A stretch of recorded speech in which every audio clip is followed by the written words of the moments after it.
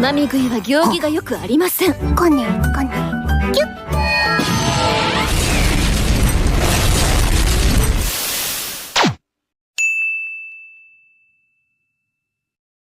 外交担当のラスティスムーンです。ラスティって呼んでください。Cerita dibuka dengan perkenalan Lasti yang bikin candu. Dengan shot kamera POV, kita pun diajak berkeliling desa Taiju. Mulai dari ditunjukkan ladang jagung, hamparan ladang yang sangat luas, hingga Sena yang ngenalin diri sebagai Tomat dan Tomat adalah Sena.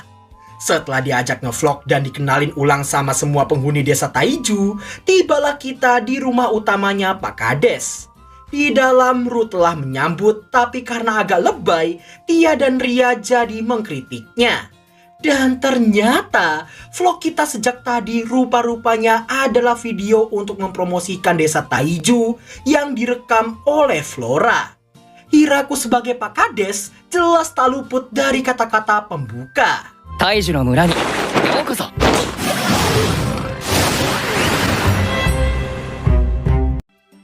Setelah diberitahu jumlah pengungsi mereka nanti lebih dari 100 orang, ditentukanlah desa kedua akan dibangun untuk menampung mereka semua.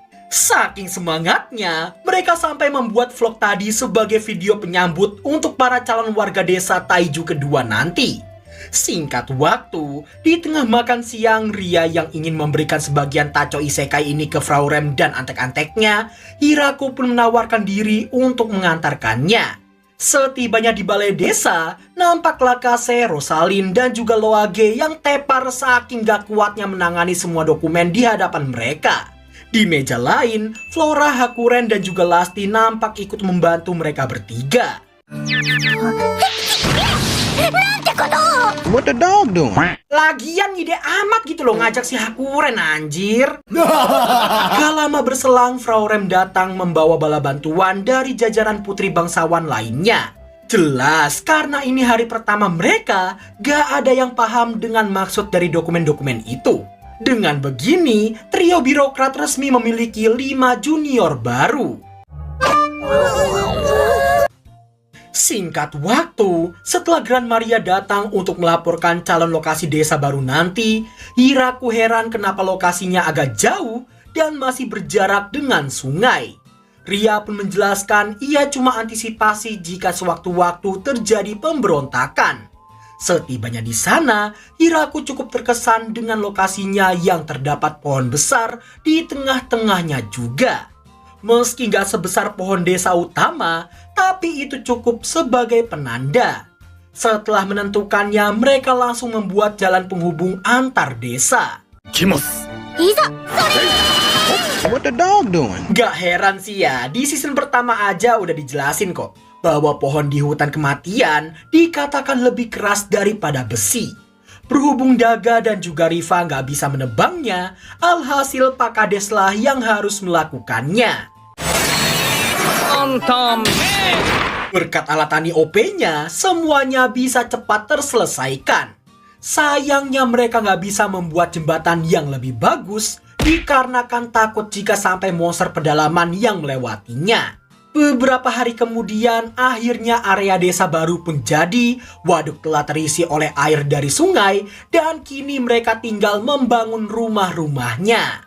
Setelah Daga meminta Pak Kadesnya itu untuk istirahat dan menyerahkan pembangunan pada mereka, nampak Hiraku yang memahat patung baru berbentuk zabuton. Papa wa hontou ni oshigoto ga daisuki desu ne. Sedatangnya Ru dan juga Alfred, nampak ketiganya yang memperhatikan Rafa dan yang lain yang sedang membangun perumahan. Ru jadi nostalgia ketika Hiraku yang membahas soal rumah lama mereka dulu. Di tengah mengenang masa lalu, untuk kesekian kalinya Hiraku dibuat terkesan dengan betapa praktisnya sebuah sihir. Sementara itu, para maid turut membantu di bagian konsumsi. Lalu di sini gua ngerasa kasihan banget sama si Daga yang udahlah tadi hampir jadi korbannya Ria, kini dia malah hampir jadi korbannya Sia. Tak ingin benar-benar ada korban, larangan pelemparan kayu pun akhirnya diterapkan. Gak lama berselang, Gran Maria datang melaporkan Dorem yang akan tiba dengan para pengungsi. Setelah menjelaskan segala situasinya, ras Minotaurus di Isekai jelas sangat berbeda dari ras Minotaurus yang Hiraku ketahui.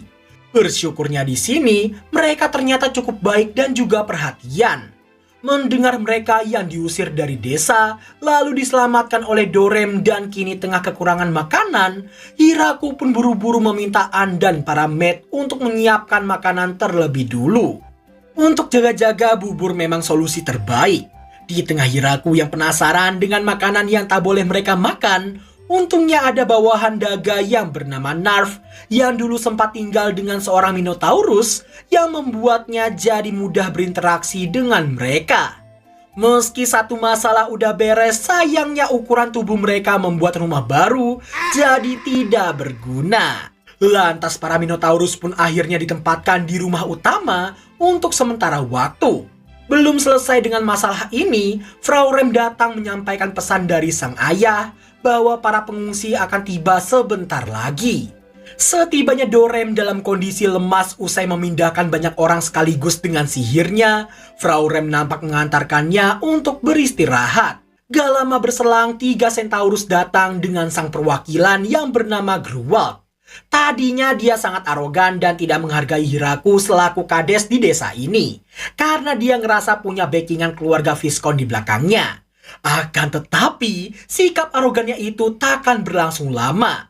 Karena setelah Hiraku membawa Rasashi yang punya backingan Konkrom alias bapaknya si Frau Rem, Gruwald di sini sempat ciut tapi kembali arogan dan mengira Rasashi hanyalah seorang gadis desa rendahan. Namun, ternyata ここはあなたに差し上げる領地ではありません。私は魔王国ドロワ伯爵家次女ラッシャーシドロワと申します。 berkat keanggunan Rasashi dan cara menekannya yang merendah untuk meroket, Gruwald jadi sadar posisi backingannya yang lebih rendah daripada gelar Kon. Rasashi kemudian mengajaknya ngobrol 4 mata untuk dijelaskan segala hal yang tidak dia ketahui. Setibanya di sebelah rumah utama, Gruwald dijelaskan bahwa sosok yang ditemuinya tadi, Hiraku, adalah sosok yang paling dihormati, punya kekuasaan tertinggi, dan yang paling kuat di antara semua penghuni desa ini. Bahkan Rasashi mengaku dirinya lebih rendah daripada slime comberan di desa ini. Biar makin paham, sekelas Konkrom sendiri aja rela jadi pengantar layaknya seekor kuda. Setelah arogansi Gruwald hilang sepenuhnya, Hiraku sempat khawatir dengan keluarga Rasashi, mengingat Gruwald dan para Centaurus ini adalah pengungsi perang di wilayah perbatasan.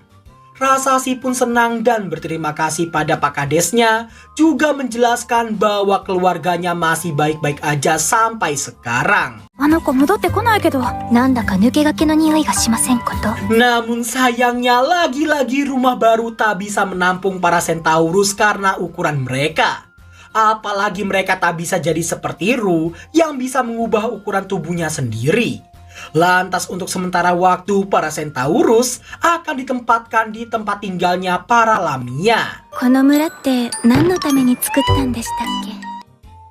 Singkat cerita, di tengah Hiraku yang kepikiran Taurus apalagi yang bakal muncul, rombongan gadis muda nampak mendatangi desanya. Di mana ternyata para Lamialah yang menemukan mereka sedang berjalan-jalan di dalam hutan. Melihat mereka yang membawa sebuah tunggul pohon, tadinya Hiraku sempat mengira itu digunakan buat duduk. Tapi setelah Hiraku mendapati mereka yang cuma diam aja saat ditanyai nama atau sejenisnya, ternyata 申し訳ない。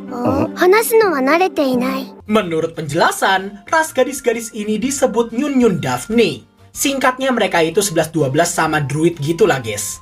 Hidup dengan alam dan bisa menyatu dengan tumbuhan. Adapun alasan mereka keluar dari hutan tempat tinggal mereka dikarenakan penggundulan hutan yang dilakukan oleh oknum manusia hingga menyebabkan banjir bandang di desa mereka. Lah, pengungsi dari Sumatera dong. Setelah keluar dari sana, mereka tak sengaja berjumpa dengan Pak Michael dan rombongannya, di mana para Daphne ini disarankan untuk pergi ke desa Taiju. Di saat Igu yang menyebutkan kata buah, Hiraku jadi mengira mereka hanya memakan buah-buahan. Padahal maksudnya itu buah-buahan yang dibawa Pak Michael yang terlihat sangat bagus. Di mana itu artinya tanah tempat buah-buah itu tumbuh pastinya sangat subur. かぐわしい土だ。 Di sini Hiraku sempat meminta bahkan sampai memohon supaya mereka mau tinggal di rumah baru aja. Tapi Igu bersikeras ingin tinggal seperti ini. Ya apa mau dikate, pohon lu suruh tidur di kasur juga mana mau kocak. Alhasil rumah-rumah baru itu ditempati oleh para bocil Minotaurus, sedangkan para Centaurus ditempatkan di kandang sapi. Dan para Daphne, ya gak usah ditanya lagi lah ya. いつかこの光景を見慣れる日が来るだろうか。 Di tengah Ria yang lemes karena hasil kerja keras mereka belum berguna, Hiraku pun langsung menyemangati dan mengajak mereka untuk membuat rumah yang lebih besar lagi. Meski akan sulit karena harus membangun 72 rumah untuk para Minotaurus dan 104 rumah untuk para Centaurus, tapi Hiraku yakin pasti akan ada jalan selama mereka mau berusaha. ミノタウロス72人分、ケンタウロス104人分だ。やばいですね。なんとかしよう。 Esoknya nampak Hiraku yang mengajak Gruwald, Igu, dan juga Gordon untuk merundingkan tempat tinggal mereka. Sebelum memulainya, sikap hormat merendahnya Gruwald sedikitnya membuat Hiraku jadi nggak enak. Gebleknya rasa si terlihat menunjukkan papan isyarat dan meminta Pak Kadesnya untuk mengikuti arahannya. 特別に許す。許してやろう。表を上げよう。グルーワルド・ラビーコール。これからの働きに期待している。 Selesai berakting, Hiraku yang ingin mereka bisa hidup damai bersama menunjuk beberapa penanggung jawab untuk mengurus mereka. Narf akan ngehandle Minotaurus, Rasasi akan ngehandle si Centaurus, sedangkan para nyunyun Daphne akan dihandle sama Mamu atas rekomendasi Sena. Nah, berhubung desa yang baru mereka bangun kemarin belum bisa dipakai, alhasil Hiraku mutusin untuk membuat 2 desa baru untuk ras Minotaurus dan juga Centaurus. Lah, nyunyun Daphne kagak dibuatin, Bang.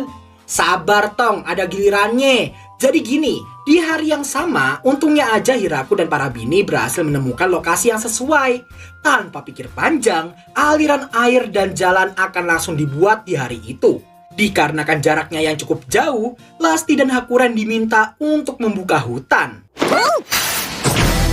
Ada, Lasti ketularan dongonya Hakuren kayaknya. Mendengar mereka yang menanyakan skala pembakarannya, sontak Hiraku langsung melarang keduanya. Like ponakan, like bude. Dengan gebleknya Hakuren malah bersaing sama ponakannya sendiri, padahal umur mereka terpaut lebih dari 900 tahun. Sebelum seluruh wilayah hutan kematian benar-benar mati, Hiraku buru-buru menenangkan kedua Mai Bini Naga ini. Setelah jalan terbuka, nampak semuanya yang bahu-membahu membangun jalan penghubung antar desa mereka nanti. Sementara itu, nampak An yang menemui Ru untuk ditunjukkan karya baru Zabuton untuk si Alfred. Tapi jelas ukuran Alfred belum sebesar itu untuk memakainya. Sebelum melanjutkannya, Hiraku nampak penasaran dengan rumah para Minotaurus. Yang saking besarnya nih ya, Pak Kades kita ini sampai ngerasa balik lagi jadi bocil. Gak lupa Hiraku juga melihat-lihat bakal rumah para Centaurus nanti, yang kurang lebihnya hampir sama seperti kandang kuda biasa. Namun karena ukuran tubuh mereka, biasanya mereka kesusahan saat membuka pintu biasa, maka dari itu, tirai dan pintu geser pun dibuat untuk mempermudah. Kembali ke kedua Mai Bini dan anak gue. Di tengah Alfred yang terus ngerengek dan gak mau diem, An pun meminta Ru untuk menyerahkan hal ini padanya. Bero-bero, ba. Bero-bero, ba. Gak cuma Ru yang penasaran, bahkan gua pengen tahu apa yang ditunjukkan An ke Alfred barusan. Tapi sayangnya dia justru merahasiakan hal tersebut. Singkat cerita, berkat bantuan semua orang, pada akhirnya desa Minotaurus dan Centaurus bisa selesai total dalam 1 bulan. Di saat yang sama, Hiraku dan para bini sedang memikirkan nama untuk ketiga desa baru itu. Meski terlalu simpel, tapi ditentukan namanya ialah Ichinomura, Ninomura, dan Sanomura. Mendengar itu, Frau Rem langsung mengingatkan untuk tidak mengganti nama desa-desa itu lagi karena akan sulit baginya jika harus menulis ulang semua dokumen. Kemudian, gara-gara Tia yang menggunakan penyebutan Kades ke Gruwald dan juga Gordon, mereka jadi bingung harus memanggil Hiraku dengan sebutan apa. Kades utama, Raja Kades, atau mungkin Dewa Kades. Mengesampingkan itu, Igu sempat kecewa karena mengira mereka ditelantarkan. Namun ternyata Hiraku yang tahu para nyunyun Daphne ini gak suka berada di dalam ruangan, memutuskan untuk memberi mereka tugas yang sesuai dengan kehidupan harian mereka, yakni menjadi penjaga di sepanjang jalan menuju tiap desa, menyampaikan pesan jika terjadi sesuatu yang tak biasa, dan menjadi lampu tiang jalanan. Oh iya, kalian gak lupa kan tradisi bagi para orang-orang baru di desa Taiju. Singkat waktu, Nerf dan Rasashi melaporkan hal yang sama seputar kesusahan para Taurus saat sedang berburu di dalam hutan. Meski kesan mereka udah kayak petarung sejati nih ya, tapi faktanya ras Minotaurus adalah ras cinta damai, sedangkan ras Centaurus adalah pure pengungsi yang hanya bisa membela diri saja. Biar gak repot, Hiraku mutusin untuk menempatkan beberapa Kuro dan Zabuton di kedua desa itu. Di sini Hiraku sempat kaget dan penasaran ketika Mamu yang memberitahu para nyunyun Daphne gak memerlukan pengawal karena Igu mengaku rasnya ini terbilang sangat kuat. Meski kesulitan dalam berburu harian, tapi bisa kita lihat semangat mereka dalam bertani cukup bisa diandalkan. Sementara itu Hiraku dan Sena dibuat bingung saat lagi di ladang para Minotaurus. Karena bahkan mereka tidak tahu bahwa setiap bibit punya musimnya sendiri. Tentu kalian tahu alasan dibalik ketidaktahuan mereka dong ya. Kekuatan alat tani OP-nya Hiraku tidak memandang tanah, musim, cuaca, ataupun waktu pertumbuhan. Dengan kata lain, Hiraku terlalu mengandalkan kekuatannya itu. Bersyukurnya aja ada si Gordon yang cukup berpengalaman di dunia pertanian, jadi dia bisa mengajari semua yang dia tahu ke Hiraku dan juga Sena. Seperti alat tani OP yang bisa langsung tumbuh dalam beberapa hari, cara biasa seperti ini membutuhkan sekitar 6 bulan sebelum bisa dipanen. Setelah membuatkan kuil kecil untuk Dewa Pencipta dan Dewa Pertanian, nampak para Centaurus yang ternyata ditugaskan jadi kurir antar desa. Karena kecepatan mereka, hampir tak mungkin bagi para monster di dalam hutan untuk mengejar ras yang satu ini. Di hari yang sama, di saat Gruwald yang sedang membicarakan kuda di peternakan, Hiraku sempat berkata dia sangat ingin bisa menunggangi kuda. Tapi karena si kuda gak pernah menurut, alhasil sampai sekarang dia belum pernah mencobanya.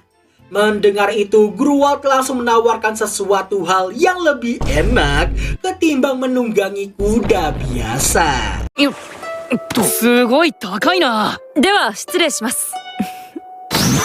Pada momen ini, Gruwald terus dan terus memprovokasi si kuda Ori, sehingga si kuda Ori jadi seolah tak terima bakal tuannya justru menaiki kuda jejadian itu. Di lain waktu, si kuda Ori akhirnya mau merendah dan memberi isyarat untuk ditunggangi. Nah, sekarang giliran si kuda Ori yang balas dendam memprovokasi Gruwald yang lagi ngintip gak jauh dari sana.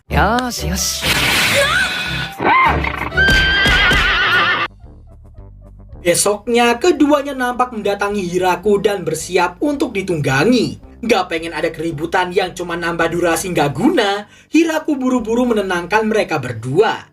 Bersamaan dengan itu, nampak Mamu yang kerepotan meski nggak ngapa-ngapain. Hal itu disebabkan karena para nyunyun Daphne yang terlalu diam dan cuma ngobrol sepatah dua kata. Hari demi hari pun berlalu.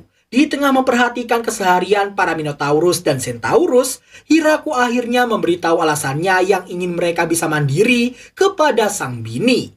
Di mana ternyata Hiraku cuma antisipasi jika sewaktu-waktu dirinya tumbang atau nggak bisa bangun lagi.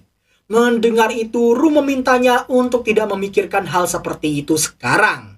Sembari menyerahkan Albrecht padanya, ia juga mengingatkan hari pensinya sebagai kades masih sangat lama. 分かってて渡したな。はいおむつ替えましょうね。 Singkat waktu, pada suatu momen Hiraku baru teringat satu hal paling krusial di desa utamanya yang belum selesai. Desanya ini kekurangan pria. Mengingat para sota yang masih belum cukup umur dan Donovan CS yang cuma tertarik sama cewek jenggotan, lantas hal tersebut membuat Hiraku memanggil para Minotaurus dulu. Sayangnya, karena ukuran tubuh mereka, ras ini tak bisa menikahi gadis dari ras lain. Waduh, sampai nekat sih bukan jebol lagi wak namanya. Jebol! Meski nggak enak jika nanyain hal kayak gini ke seorang gadis, tapi ya, biar gak mati kering, Hiraku nekat memanggil Gruwald. Meski ada sekitar 30 pria, tapi mereka masih pada bocil semua. Sedangkan yang dewasa lagi diterjunkan ke medan perang. ケンタウロス族の結婚に。私は独身です。 Bukan mbak, bukan, jangan buru-buru dulu gitu ya. Hiraku pun menanyakan apakah ras Centaurus bisa menikahi ras lainnya. Nah, kalian tahu apanya itunya anunya kuda segede apa? 60-100 cm, wo. Oh hell nah, gue jadi keinget sama satu anime hen. Meski ras mereka tak bisa kawin silang, tapi jika memang dipaksa menyerahkan para gadis, maka... Astagfirullah, mbaknya lo rere kesesuaian mau. Biarpun Hiraku mencoba meluruskan, kuda jejadian waifu ini justru menanyakan alasannya. Karena rumornya, para pria sangat suka menaklukkan hati seorang wanita yang sangat tangguh. Setelah menenangkannya dengan emot khasnya di episode kali ini, tiba-tiba... Gak kerasa setahun telah berlalu. Mengingat desa Taiju kini memiliki lebih banyak penduduk dibanding tahun lalu, Hiraku sempat khawatir persediaan mereka tak akan mencukupi. Akan tetapi, setelah mendapat laporan dari Rasashi dan juga Narf, Pak Kades kita ini justru heran karena persediaan di kedua desa itu hanya berkurang sedikit, di mana jumlah pengurangannya hanya sepertiga dari perkiraan mereka. Semua itu bisa terjadi karena kebiasaan para Minotaurus dan Centaurus yang merupakan korban perang yang menyebabkan mereka jadi harus menghemat makanan. Mendengar itu, Hiraku meminta kedua admin ini untuk membujuk dengan bahan makanan yang cepat basi, seperti sayuran dan juga daging. Sebelum melaksanakannya, Mamu yang merenung jelas membuat Hiraku jadi penasaran. Satu-satunya tugas Mamu selama musim dingin berlangsung hanyalah menggali salju di sekitar mereka agar tidak terkubur oleh tebalnya salju. Makan gak butuh, rumah gak butuh, ngobrol juga secukupnya. Mamu jadi kerepotan sendiri karena gak ada hal yang merepotkan dari mereka. Narf lalu menyampaikan pesan dari ras Minotaurus untuk ras Nyun Daphne, yang kurang lebih isinya tuh gini. Neng, bisa kagak lu jangan bugil di mari? Banyak bocah ngeliat ini cuy. Kalau mau bugil mah ke rumah gua aja, Neng. Mamu baru teringat tiap kali para Nyun Daphne berubah jadi manusia, mereka selalu aja lupa mengenakan pakaian. Setelah pesan diterima, nampak scene yang berpindah menampilkan Hiraku yang hendak membuat masakan khas musim dingin dari negeri asalnya.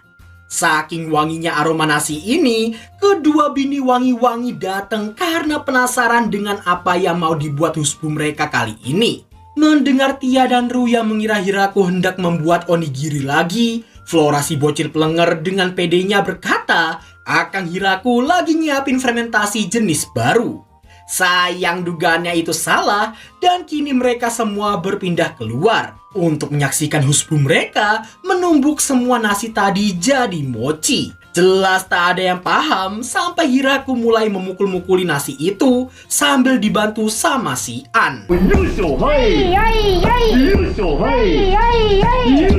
Melihat Hiraku yang agak capek, para bini pun menawarkan bantuan toh mereka cuma perlu memukul-mukuli nasi itu. Setelah diizinkan, Galupa Hiraku juga meminta mereka untuk tidak berlebihan.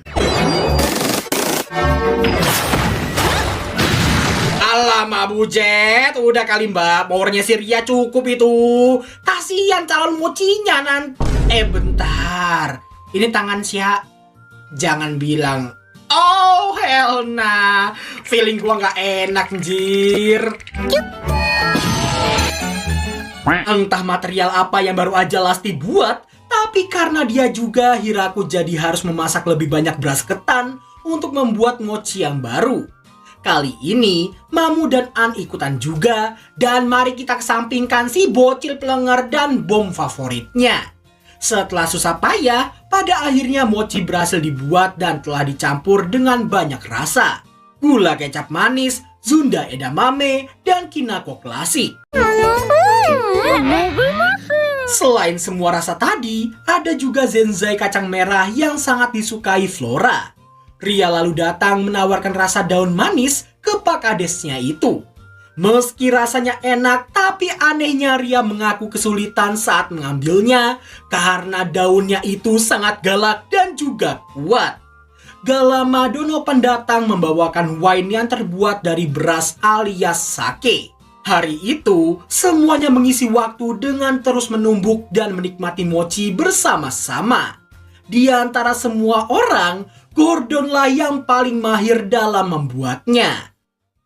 Tiba-tiba aja kita diperlihatkan Grat, salah satu dari 4 jenderal iblis yang sedang mencari kisahnya sendiri dengan melamar seorang gadis Minotaurus bernama Ronana. Setelah Pak Bizel ngasih tahu kronologinya gimana, Grat yang kebelet kawin pun langsung mendatangi Hiraku untuk menanyakan syarat menikahi Ronana. Mendengar itu, Hiraku langsung memanggil para ahli yang gak lain adalah Frau Rem, Rasashi, dan trio pelenger. Yah, kurang lebihnya di sini Hiraku udah jadi kayak orang tua Ronana yang berhak merestui atau tidak hubungan putrinya dengan si Gratz. Meski agak bingung, tapi jika memang begitu, Hiraku akan merestui asal tidak ada paksaan, kekerasan, atau hal-hal seperti itu. Karena yang terpenting di sini baginya ialah perasaan Ronana sendiri. どうしたらいいかな。そうですね。うまくいくといいなと、個人的には応援している。 Meskipun dia sangat bahagia, tapi hal tersebut menimbulkan perpecahan kecil di antara keempat jenderal iblis ini. Di mana saking posesifnya si Gratz, dia sampai ingin pensiun dini dan tinggal bareng Ronana di desa Taiju. Sementara si Randan yang selalu dicegah pensiun sejak season 1, auto amuk-amukan dan pengen pensiun beneran kali ini. じゃあ俺もやめる。勝手にしろ。勝手にしないでください。 Singkat waktu, setelah diberikan beberapa hal, lagi-lagi Hiraku menginginkan sesuatu yang sangat asing bagi para bini. Nori, alias olahan rumput laut kering yang dibentuk seperti kertas. Seperti dulu, bayangan mereka pada random semua cuy. Mulai dari Sena sama Ia yang ngira itu sorakan, Tia yang ngira itu makhluk overpower, Ria yang mengira itu jenis monster laut overpower, sampai Lasti yang gak kalah pelengernya sama si Flora. Mendengar semua ini ada hubungannya dengan laut lagi, jelas gak ada yang lebih paham ketimbang Pak Michael. Setelah digondol ke desa, untungnya dia juga membawa apa yang diinginkan oleh Hiraku. Meski Pak Kade sendiri sebenarnya kurang paham, tapi ia tetap mencoba membuat beberapa nori mengikuti tutorial yang diingatnya dulu. Selesai dibuat, langkah terakhirnya ialah tinggal meminta Ru dan juga Tia mengeringkannya dengan sihir. Begitu jadi, para bini sempat mengira nori bukanlah makanan. Di saat Ria yang mau mencobanya, Hiraku langsung menghentikan karena mereka perlu memanggangnya terlebih dulu. Hal ini bertujuan supaya mereka tidak sakit perut saat memakannya nanti. Seiring warna yang berubah, aroma asing juga mulai menyeruak ke hidung mereka. Setelah dikombo dengan onigiri, bisa dilihat para bini sangat menyukai nori yang punya cita rasa unik dan enak bagi mereka. Selepas onigiri, Hiraku yang juga membuat isobe mochi alias mochi yang dipanggang bareng nori langsung jadi favorit Sena dan juga Ya. Pak Michael yang tertarik dengan masakan ini pun berniat barter stok nori dengan bahan-bahannya isobe mochi. Mengingat beras ketan agak susah ditanam, Hiraku berniat merundingkannya dulu dengan para bini. Di saat Pak Michael yang rasa ditukar sama sake juga gak masalah, seketika itu di waktu lain nampak Hiraku yang pengen banget buat sushi. Sayang sushi nigiri gak bisa dia buat karena para bini gak suka makan ikan mentah. Maka dari itu Hiraku mutusin untuk membuat sushi futomaki tanpa bahan mentah sama sekali. Rollnya sendiri telah dibuatkan oleh Ya dan kawan-kawannya. Setelah mengolah nasinya dengan cuka, garam, dan gula, juga mengisinya dengan beberapa bahan, kini Hiraku dan para maid tinggal menggulungnya saja.